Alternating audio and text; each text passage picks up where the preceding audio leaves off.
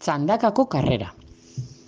Irakasleak ikasle guztiei esan zien laster egingo zela txandakako karrera bat ikastetxeko jolastokian, eta bertan parte hartu nahi zuten ikasle guztiek bikote batekin egin behar zutela.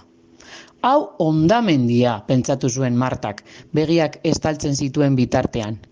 Gelako neska bakarra naiz, eta zior inork ez duela nire bikotekidea izan nahi. Azkenean, olgetara irten zenean, adoretsu armatu zen eta Jaime lagunari galdetu zion. Aizu Jaime, gustatuko litzaidake txanda lasterketan korrika egitea? Nire bikotekidea izan nahi zenuke? Zure bikotekidea, baina zer diozu? Neska batekin korrika egiten badut, nire lagun guztiek behar egingo dute, seguru galduko dugulako. Jakin ezazu, nik uste baino gehiago egiten dudala, laster erantzun zuen Martak haserre samar. Bai, baina neska bat zara, eta korrika asko egingo duzu nesken artean, baina ez duzu zereginik gure aurka. Une horretan, Albaro igaro zen handik, gelako beste mutil bat, Martaren bizilaguna. Itxaron, Marta, nik zurekin parte hartuko dut nahi baduzu.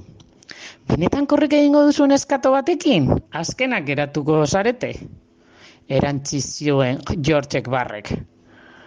Martari enbarazu egin zion komentario hark eta haserre joan zen handik. Hirugarren egunean haserre eta inorekin hitz egin nahi izan gabe aita berarekin hitz egitera joan zen. Marta, alaba, zer gertatzen da? Azken aldian ez duzu hitz egiten, ez duzu txokolaterik nahi, ez da jolastera atera ere. Aita, ez du garrantzirik. Horrela triste egotera behartzen bazaitu ez da zu mesedez. Eskolan, txandakako karrera bat dago binaka, baina ez dakit parte hartu. Albaro nirekin korrika egiteko presa agertu da, baina denek diote azkenak eratuko garela.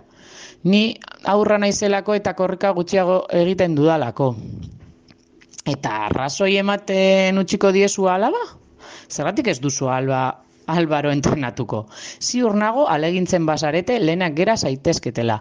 Eta gainerako aurrei erakutsi neskato batek, mutil batek egiten duen gauza bera egin dezakela. Arrazoi duzu aita, mila esker. Marta eta Albaro gogor saiatu ziren eta erreleboetako lasterketa irabaztea lortu zuten. Jaimeri barkamena eskatzea beste erremediorik ez zitzaion geratu.